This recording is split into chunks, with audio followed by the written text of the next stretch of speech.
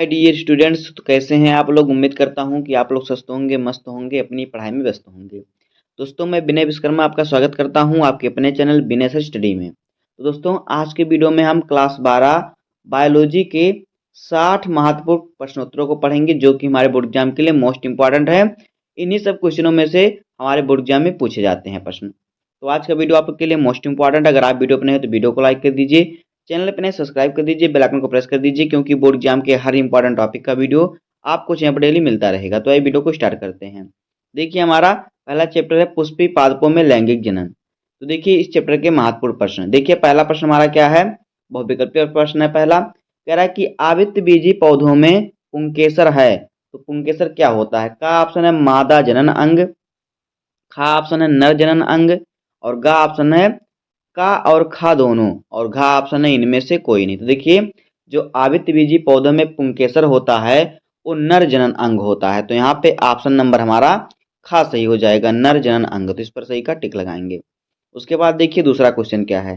दूसरा क्वेश्चन कह रहा है कि एक प्रारूपिक आवृतबीजी परागकोश में लघु बीजाणुधानियों की संख्या कितनी होती है। तो का ऑप्शन है 1, खा ऑप्शन है 2, गा ऑप्शन है 3, और घा ऑप्शन है 4। तो देखिए एक प्रारूपिक आवृतबीजी परागकोश में जो लघु बीजाणुधानियों की संख्या होती है वो 4 होती है। तो यहाँ पे ऑप्शन नंबर हमारा घा सही हो जाएगा।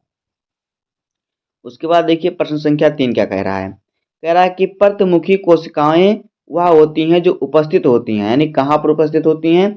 का ऑप्शन है निभागीय छोर पर, खा ऑप्शन है अंडद्वारीय छोर पर, और गा ऑप्शन है मध्य में, घा ऑप्शन है इनमें से नहीं। तो देखिए जो प्रतिमुखी कोशिकाएं होती हैं वह उपस्थित होती हैं निभागीय छोर पर। तो यहाँ पे ऑप्शन नंबर हमारा का सही हो जाएगा।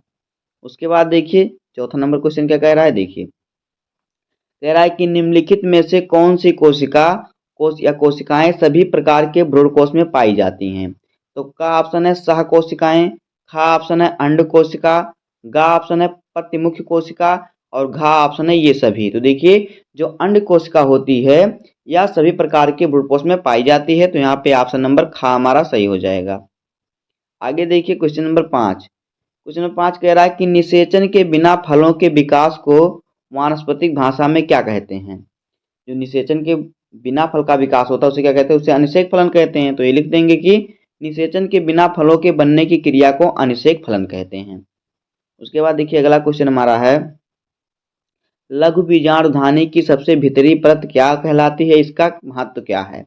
तो देखिए उत्तर, लघु बीजाणुधानी की सबसे भीतरी परत जो होती है वो टेप्टम कहलाती है।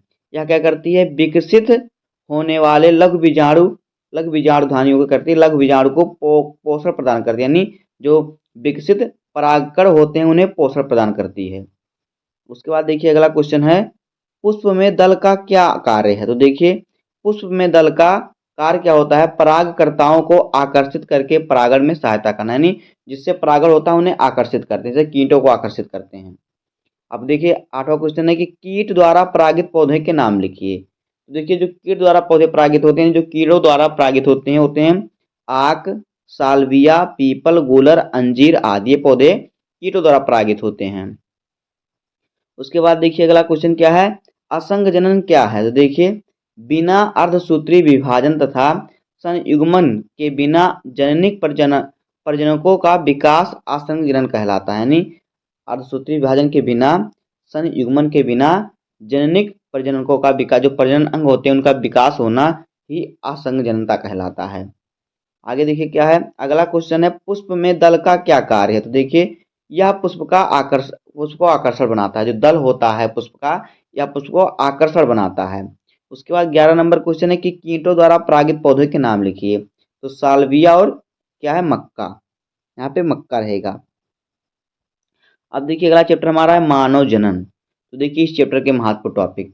पहला क्वेश्चन है कि निम्नलिखित में से किसका उद्भव भ्रूणीय मीजोडर्मल स्तर से हुआ है। तो देखिए का ऑप्शन है मस्तिष्क, खा ऑप्शन है फेफड़ा, गा ऑप्शन है रक्त यानी कि रुधिर यानी खून, और घा ऑप्शन है यकृत। तो देखिए जो रक्त है यानी खून है इसका उद्भव भ्रूणीय मीजोडर्मल स्तर से हुआ है। तो यहाँ पे ऑप्शन नंबर हमारा गा सही हो जाएगा। आगे देखिए क्वेश्चन नंबर 2 कह रहा है कि यमनियोटिक द्रव की कोशिकाओं में निम्न में से किसकी उपस्थिति से भ्रूणीय शिशु का लिंग निर्धारण होता है? तो का ऑप्शन है बारपिंड, खा ऑप्शन है लिंग गुणसूत्र और गा ऑप्शन है क्याजमेटा और फिर घा ऑप्शन है प्रतिजन। तो देखिए जो लिंग गुणसूत्र होते हैं ये क्या होता है, इसका निर्धारण किससे होता है? एमनियोटिक दौरों की कोशिकाओं में जो निम्न लिंग गुणसूत्र होते हैं ये क्या करते हैं, भ्रूण की कोशिका का लिंग का निर्धारण करते हैं, जो शिशु होता है उसके लिंग का निर्धारण करते हैं। आगे देखिए तीसरा नंबर क्वेश्चन है कि नर में द्वितीयक लैंगिक लक्षण के लिए अनिवार्य हार्मोन्स क्या है? तो का ऑप्शन है प्रोजेस्टेरॉन, खा ऑप्शन है टेस्टोस्टेरोन और गा ऑप्शन है रिलैक्सिन और घा ऑप्शन है एस्ट्रोजन। तो देखिए नर में जो द्वितीयक लैंगिक लक्षण होते हैं इसके लिए टेस्टोस्टेरोन हार्मोन्स क्या है, अनिवार्य है। तो यहाँ पे ऑप्शन नंबर हमारा खा सही हो जाएगा। आगे देखिए क्या है, चौथा क्वेश्चन है कि आवर्त चक्र को नियंत्रित करने वाला हार्मोन्स कौन सा है? तो का ऑप्शन है एलएच और खा ऑप्शन है एफएसएच और फिर गा ऑप्शन है प्रोजेस्टेरॉन, घा ऑप्शन है एफएसएच तथा एलएच व एस्ट्रोजन। तो यहाँ पे देखिए जो आवर्त चक्र का नियंत्रण करता है वह हार्मोन्स होता है एलएच हार्मोन्स व एस्ट्रोजन और फिर एफएसएच। तो यहाँ पे ऑप्शन नंबर घा हमारा सही होगा। आगे देखिए क्या है, आगे की लीडिंग कोशिकाएं क्या कार्य करती हैं, यानी लीडिंग कोशिकाओं का कार्य क्या है? तो देखिए लीडिंग कोशिकाएं नर लिंग हार्मोन्स एस्ट्रोजन जैसे कि टेस्टोस्टेरोन का रक्त में स्राव करती हैं। उसके बाद देखिए क्या है अगला क्वेश्चन, अगला क्वेश्चन है कि अग्र पीयूष ग्रंथि द्वारा स्रावित दो गोनेडोट्रोपिन हार्मोन्स के नाम लिखिए। तो देखिए नंबर एक है ल्यूटाइनिजिंग हार्मोन्स और फिर दूसरा है क्या फॉलिकल स्टिमुलेटिंग हार्मोन्स यानी कि एफएसएच और फिर जो ल्यूटिनाइजिंग हार्मोन्स होता है उसे एलएच से प्रदर्शित करते हैं, जो फॉलिकल स्टिमुलेटिंग हार्मोन्स होता है उसे एफएचएच से प्रदर्शित करते हैं। आगे देखिए क्वेश्चन नंबर 7 क्या है, कह रहा है कि यौनारंभ क्या है, इस अवस्था में बालक एवं बालिकाओं के शरीर में होने वाले परिवर्तन का उल्लेख कीजिए। उत्तर देखिए यौन आरंभ क्या है, देखिए जब मानव में लड़कपन समाप्त होने यानी जब बचपन में लड़कपन समाप्त होता है इस समय उसके जनन अंग पूर्णतः विकसित होने लगते हैं तथा सक्रिय होकर अपना कार्य प्रारंभ कर देते हैं। इस दशा में यौन आरंभ तथा तथा क्या होता है, यह प्रक्रिया पूर्ण होने पर ही इसे यौना अवस्था कहते हैं। नंबर एक है देखिए क्या है, बालकों लड़कों में यौनावस्था, दूसरा है बालिकाओं में यौनावस्था यौना आरंभ, यानी कहने का मतलब जब लड़के लोग युवा हो जाते हैं। अब देखिए क्वेश्चन नंबर सॉरी अगला चैप्टर जनन स्वास्थ्य। तो देखिए इसके इंपॉर्टेंट टॉपिक, पहला क्वेश्चन है कि क्या पुरुष से संबंधित है? का ऑप्शन है बेसेक्टोमी, खा ऑप्शन है गोलियां, गा ऑप्शन है ट्यूबेक्टोमी और घा ऑप्शन है उपरोक्त में से कोई नहीं। तो देखिए जो पुरुष से संबंधित है वह बेसेक्टोमी, बेसेक्टोमी क्या होता है, पुरुष में नसबंदी होता है और ट्यूबेक्टोमी महिला में नसबंदी होता है। तो यहाँ पे सही ऑप्शन हो जाएगा का वाला बेसेक्टोमी।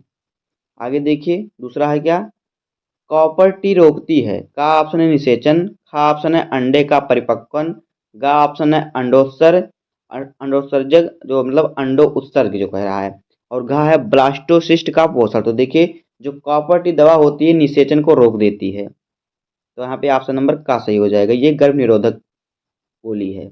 आगे देखिए अगला क्वेश्चन क्या है, अगला क्वेश्चन है गर्भ निरोधक गोली का प्रमुख घटक है। तो का ऑप्शन है वृद्धि हार्मोन, खा ऑप्शन है प्रोजेस्टेरॉन और गा ऑप्शन है थायरॉक्सिन और घा ऑप्शन है ल्यूटिनाइजिंग हार्मोन्स यानी कि एलएच हार्मोन्स।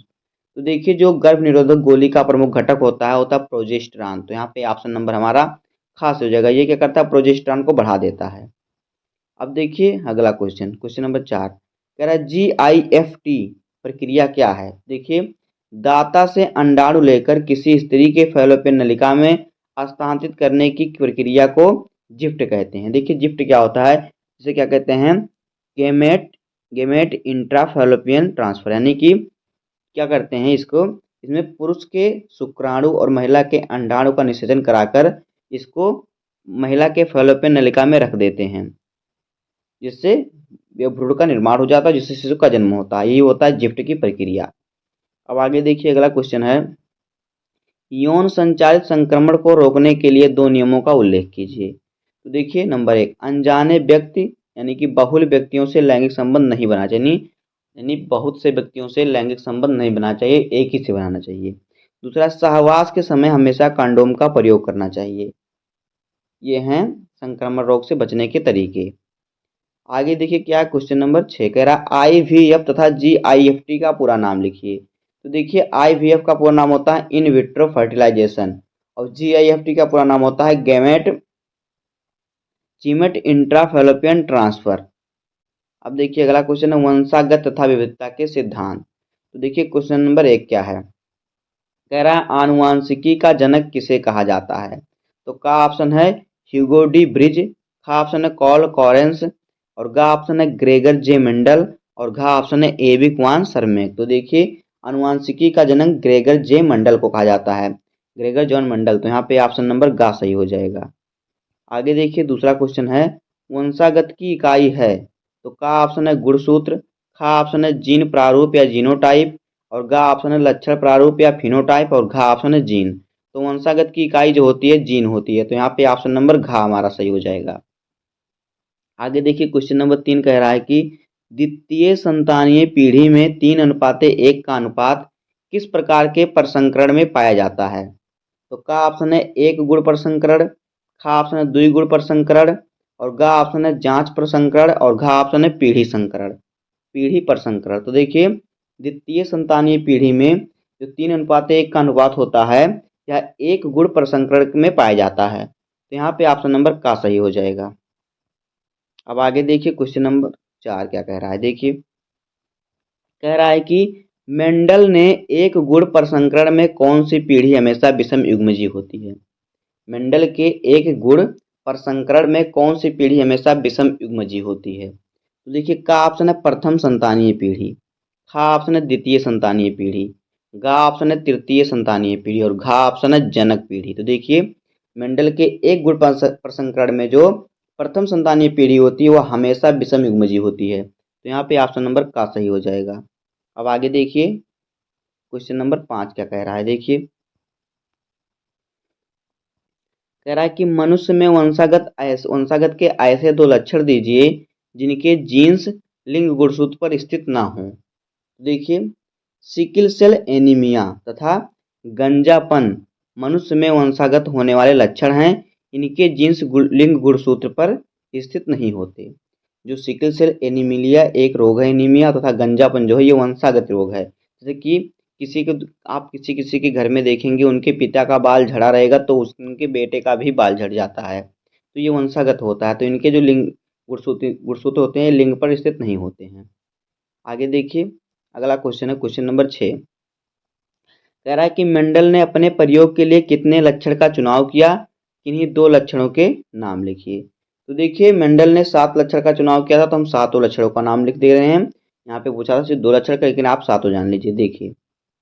देखिए मेंडल ने अपने प्रयोग में 7 प्रभावी अप्रभावी लक्षणों का चुनाव किया जो निम्नलिखित हैं। नंबर 1 है बीज का रूप गोल या झुर्रीदार। दूसरा है बीज पत्र का रंग यानी पीला या हरा। फिर है बीज चोल अथवा पुष्प का रंग लाल अथवा सफेद। उसके बाद है फली का रूप फूला अथवा संकीर्णित। उसके बाद देखिए क्या है फली का रंग यानी फल का रंग हरा अथवा पीला। उसके बाद है फूल का स्थान कक्षीय अथवा शीर्षक। उसके बाद है तने की लंबाई लंबा अथवा बहुना। अब आगे देखिए 7वां नंबर क्वेश्चन कह रहा है कि मंगोलियाई जड़ता क्या है, इसे किसने खोजा था। तो उत्तर देखिए जॉन लैंगडॉन डाउन ने सर्वप्रथम डाउन सिंड्रोम की खोज की थी। डाउन संलक्षण 21वीं जोड़ी में एक गुणसूत्र बढ़ जाने के कारण होता है। यानी देखिए सामान्य मनुष्य में 46 गुणसूत्र होते हैं लेकिन जो डाउन सिंड्रोम से लक्षण से ग्रसित होते हैं उसमें 47 गुणसूत्र हो जाते हैं, एक अतिरिक्त गुणसूत्र में बढ़ जाता है। देखिए इस संलक्षण में गुणसूत्रों की संख्या कुल 46 के स्थान पर 47 होती है। यह ट्राइसोमी के कारण होता है। इसका चेहरा मंगोलों जैसा होता है। इनकी जीभ मोटी तथा आंखें तिरछी होती हैं। अब देखिए क्वेश्चन नंबर 8 देखिए कह रहा है कि वंशागति का क्रोमोसोमवाद किसने दिया। तो देखिए बावेरी तथा सटन ने 1902 ईस्वी में वंशागत तथा गुणसूत्रीय मत प्रतिपादित किया। अब आगे देखिए क्या वंशागति का आणविक आधार। तो देखिए क्वेश्चन नंबर 1 कह रहा है कि आनुवांशिक पदार्थ की खोज की थी, किसने किया था? का ऑप्शन है नाइव गेली, और खा ऑप्शन है वाल्डेयर, गा ऑप्शन है रॉबर्ट ब्राउन, और घा ऑप्शन है फ्रेडरिक मिसर। तो देखिए आनुवांशिक पदार्थ की खोज फ्रेडरिक मिसर ने किया था, तो यहाँ पे ऑप्शन नंबर घा सही हो जाएगा। उसके बाद देखिए दूसरा है क्वेश्चन, डीएनए की वास्तविक संरचना है, यानी वो डीएनए की वास्तविक संरचना किसने दी? तो का ऑप्शन है फ्रैंकलिन फ्रैंकलिन ने, खा ऑप्शन है वाटसन एवं क्रिक ने, और गा ऑप्शन है एवरी एवं चेज ने, और घा ऑप्शन है बिकल्स एवं क्रिक ने। तो देखिए डीएनए की वास्तविक संरचना जो दिया था वो किसने दिया था? वाटसन एवं क्रिक ने दिया था, तो यहाँ पे ऑप्शन नंबर खा सही हो जाएगा। आगे देखिए क्वेश्चन नंबर 3 कह रहा है कि डीएनए द्विकुंडलिनी में एडेनिन समाक्षर जुड़ता है, एडेनिन समाक्षर जुड़ता है। तो देखिए एडेनिन से क्या जुड़ता है, यहाँ पे देखिए का ऑप्शन है साइटोसिन, और खा ऑप्शन है ग्वानिन, गा ऑप्शन है थायमिन, और फिर घा ऑप्शन है यूरेसिल। तो देखिए डीएनए द्विकुंडली में एडेनिन समाक्षर जुड़ता है वो थायमिन से जुड़ता है। आगे देखिए तो यहाँ पे ऑप्शन नंबर हमारा गा सही हो जाएगा, थायमिन। अगला क्वेश्चन है फ्रेडरिक गिब्स ने खोज की, तो का ऑप्शन है स्थान परिवर्तन की, खा ऑप्शन है रूपांतरण की, गा ऑप्शन है पारक्रमण की, और घा ऑप्शन है लिप्यांतरण की। तो देखिए फ्रेडरिक गिब्स ने जो खोज की थी वो रूपांतरण की थी, तो यहाँ पे ऑप्शन नंबर खा सही हो जाएगा। आगे देखिए अगला क्वेश्चन है प्लाज्मिड्स किसे कहते हैं? तो देखिए कुछ जीवाणुओं में न्यूक्लियोटाइड से बाहर कोशिका द्रव्य में एक या एक से अधिक छोटे वृत्ताकार डीएनए अणु होते हैं जिन्हें प्लाज्मिड कहते हैं। अगला क्वेश्चन है डीएनए तथा आरएनए में एक अंतर बताइए। तो देखिए डीएनए में डीऑक्सी राइबो शर्करा होता है तथा आरएनए में राइबो शर्करा होता है। 7वां नंबर क्वेश्चन है डीएनए टेम्पलेट तथा आरएनए संश्लेषण की क्रिया क्या कहलाती है? तो देखिए डीएनए टेम्पलेट तथा आरएनए संश्लेषण की क्रिया जो होती है यह क्रिया लिप्यंतरण अथवा अनुलेखन कहलाती है, तो यह क्रिया अनुलेखन कहलाती है। उसके बाद आ गया चैप्टर नंबर विकास। तो देखिए क्या है विकास चैप्टर के प्रमुख क्वेश्चन का ऑप्शन है निम्नलिखित में से कौन सरीसृपों एवं पक्षियों को जोड़ने की कड़ी माना जाता है? तो का ऑप्शन है ड्रेको, और खा ऑप्शन है चमगादड़, गा ऑप्शन है आर्कीऑप्टेरिक्स, और घा ऑप्शन है पेरीपेप्ट्स। तो देखिए जो आर्कीऑप्टेरिक्स होता है ये पक्षियों और सरीसृपों को जोड़ने की कड़ी माना जाता है, यानी सांप और पक्षियों को। दूसरा क्वेश्चन है कि निम्नलिखित में से किसका सिद्धांत जीवन की उत्पत्ति से संबंधित नहीं है? तो का ऑप्शन है स्टेनले मिलर, खा ऑप्शन है ए आई ओपरिन, गा ऑप्शन है जेबीएस हेल्डेन, और घा ऑप्शन है माल्थस। तो देखिए जो माल्थस का सिद्धांत है वो जीवन उत्पत्ति से संबंधित नहीं है, तो यहाँ पे ऑप्शन नंबर घा सही हो जाएगा। आगे देखिए क्वेश्चन नंबर 3 कह रहा है कि विकास की उत्परिवर्तनवाद निम्नलिखित में से किसने प्रतिपादित किया? तो का ऑप्शन है चार्ल्स डार्विन, खा ऑप्शन है ए आर वालास, और गा ऑप्शन है हुगो डी ब्रिज, और घा ऑप्शन है हक्सले। तो देखिए विकास का उत्परिवर्तनवाद डूगो ही सॉरी ह्यूगो डी ब्रिज ने क्या किया था? ब्रिज ने क्या किया था? प्रतिपादित किया था, तो यहाँ पे ऑप्शन नंबर गा सही हो जाएगा। आगे देखिए क्वेश्चन नंबर 4 कह रहा है कि समजात एवं विषमजात अंगों में अंतर बताइए, उपयुक्त उदाहरण दीजिए। तो उत्तर देखिए दो अंगों का उद्भव जब एक जैसा होता है चाहे उनके कार्य तथा स्वरूप अलग अलग हैं तो ये समजात अंग कहलाते हैं। जैसे कि मनुष्य के अग्रपाद मनुष्य के आगे वाले पैर, पक्षी के पंख। विषमजात अंगों का उद्भव अलग अलग होता है चाहे उनका रूप कार्य एक जैसा हो, लेकिन पक्षी के पंख और तथा आर्थ्रोपोड्स के पंख। तो सबका क्या होता है अपना जो समजात विषमजात क्या होता है उनका अंग जो होता है अलग अलग होता है। जैसे देखिए मनुष्य में चलने के लिए पैर है और पक्षी में उड़ने के लिए क्या है?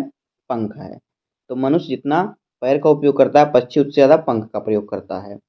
आगे देखिए अगला क्वेश्चन है क्वेश्चन नंबर 5 क्या है पेंजेनेसिस का सिद्धांत और पुनरावृत्ति का सिद्धांत किसने प्रतिपादित किया? तो देखिए पेंजेनेसिस का सिद्धांत डार्विन ने 1868 ईस्वी में किया था, और पुनरावृत्ति का सिद्धांत अर्नेस्ट हेकल ने 1868 ईस्वी में प्रतिपादित किया। अगला क्वेश्चन है कि योग्यतम की उत्तरजीविता का विचार किसने प्रस्तुत किया? तो ये किए थे हर्बर्ट स्पेंसर ने। उसके बाद 7वां क्वेश्चन है कि किस वैज्ञानिक ने अपने प्रयोग में चिंगारी विमुक्त उपकरण यानी कि स्पार्क डिस्चार्ज एवलेंस का उपयोग किया? तो ये थे स्टेनले मिलर। अगला क्वेश्चन देखिए क्या, क्वेश्चन नंबर 8, जात एवं जात वृत्त से आप क्या समझते हैं? तो उत्तर देखिए, प्राकृतिक रूप से आपस में प्रजनन करने वाले जीवों के समूह को जाति कहते हैं। किसी जीव के विकासीय इतिहास को जाति वृत्त कहते हैं। 9 नंबर क्वेश्चन देखिए, अंगों के कम या अधिक उपयोग का सिद्धांत क्या है? इस सिद्धांत को किस वैज्ञानिक ने प्रतिपादित किया? तो उत्तर देखिए, अंगों के कम या अधिक उपयोग सिद्धांत के अनुसार वातावरणीय प्रभाव के कारण जीवधारी द्वारा अधिक उपयोग किए जाने वाले अंग का अधिक विकास तथा कम उपयोग किए जाने वाले अंग का कम विकास होता है। इस सिद्धांत को प्रतिपादित किया था लेमार्क ने। लेमार्क का कहना था कि जो अंग हम लोग उपयोग करते हैं वो अंग विकसित हो जाता है, जिस अंग का उपयोग नहीं करते वो धीरे धीरे खत्म हो जाता है। इनका मानना है कि पहले बहुत पुराने समय में जब मनुष्य की उत्पत्ति हुई थी तो उनमें पूंछ था, लेकिन जब पूंछ का उपयोग मनुष्य ने नहीं कर रहे थे तो धीरे धीरे पूंछ क्या हो गया, समाप्त हो गया। तो लेमार्क का मानना ये था। अब देखिए आगे अगला हमारा चैप्टर है स्वास्थ्य, मानव स्वास्थ्य एवं रोग। तो देखिए इसमें पहला क्वेश्चन है, अफीम से प्राप्त मार्फिन है? तो का ऑप्शन है एल्केलाइट, खा ऑप्शन है एल्कोहल, गा ऑप्शन है ईथर और घा ऑप्शन है वाष्पशील पदार्थ। देखिए अफीम से प्राप्त जो मॉर्फिन है वो है एल्केलाइड्स, तो यहाँ पे ऑप्शन नंबर हमारा का सही हो जाएगा। उसके बाद देखिए दूसरा क्वेश्चन है, एंटी सीरम में होते हैं? का ऑप्शन है एंटीजन, खा ऑप्शन है श्वेत रुधिराणु और गा ऑप्शन है एंटीबॉडी, खा ऑप्शन है लाल रुधिराणु। तो देखिए एंटी सीरम में होते हैं एंटीबॉडी, तो यहाँ पे ऑप्शन नंबर गा सही हो जाएगा। आगे देखिए क्या है, आगे पेनिसिलिन की खोज किसने की? तो का ऑप्शन है बीजमान ने, खा ऑप्शन है स्मिथ ने, गा ऑप्शन है फ्लेमिंग ने और घा ऑप्शन है आर्बर ने। तो पेनिसिलिन की खोज की थी फ्लेमिंग ने, तो यहाँ पे ऑप्शन नंबर गा सही हो जाएगा। आगे देखिए क्वेश्चन नंबर 4 क्या है, देखिए कह रहा है कि निम्नलिखित किस रोग की पुष्टि बिडाल परीक्षण द्वारा होती है? यानी बिडाल के टेस्ट द्वारा किस रोग का पहचान किया जाता है? तो का ऑप्शन है टाइफाइड, खा ऑप्शन है मलेरिया, गा ऑप्शन है अतिसार यानी कि पेचिस और घा ऑप्शन है फाइलेरिया। तो देखिए बिडाल टेस्ट के द्वारा टाइफाइड का परीक्षण किया जाता है, तो यहाँ पे ऑप्शन नंबर का सही हो जाएगा। आगे देखिए क्या है, फाइलेरिया बीमारी उत्पन्न होती है? का ऑप्शन है शैवाल से, खा ऑप्शन है जीवाणु से, गा ऑप्शन है फफूंद से और घा ऑप्शन है सूत्रकृमि से। तो देखिए फाइलेरिया बीमारी सूत्रकृमि से फैलती है, उत्पन्न होती है, तो यहाँ पे ऑप्शन नंबर घा सही हो जाएगा। अगला क्वेश्चन है कि डेंगू यानी कि हड्डी तोड़ बुखार का वाहक है? तो का ऑप्शन है क्यूलेक्स, खा ऑप्शन है एडिज मच्छर और गा ऑप्शन है एनोफेलीज और घा ऑप्शन है इनमें से कोई नहीं। तो देखिए डेंगू यानी हड्डी तोड़ बुखार का जो वाहक है वो है एडिज मच्छर, तो यहाँ पे ऑप्शन नंबर खा हमारा सही हो जाएगा। अब आगे देखिए अगला क्वेश्चन है क्वेश्चन नंबर 7, क्या कहते हैं निम्नलिखित रोगों का संचरण कैसे होता है? तो पहला है आमातिसार और दूसरा है एक्सेरिस्ता। तो देखिए आमातिसार तथा एक्सेरिस्ता दोनों ही रोग दूषित भोजन, कच्ची सब्जियां और फिर गंदे जल से होने वाले हैं रोग। ये किससे होते हैं? दूषित भोजन करने से, दूषित जल पीने से, कच्ची सब्जियां खाने से और गंदे जल पीने से। अगला क्वेश्चन है कि मनुष्य में रोग उत्पन्न करने वाले किन्हीं दो जीवाणुओं के नाम लिखिए? तो देखिए विब्रियो कॉलेरी तथा डिप्लोकाकस न्यूमोनी जीवाणु जो होता है मनुष्य में क्रमशः हैजा व निमोनिया रोग उत्पन्न करता है। तो दोस्तों इस प्रकार से हो जाएगा क्लास 12 बायोलॉजी के मोस्ट इंपॉर्टेंट टॉपिक 60 महत्वपूर्ण प्रश्न।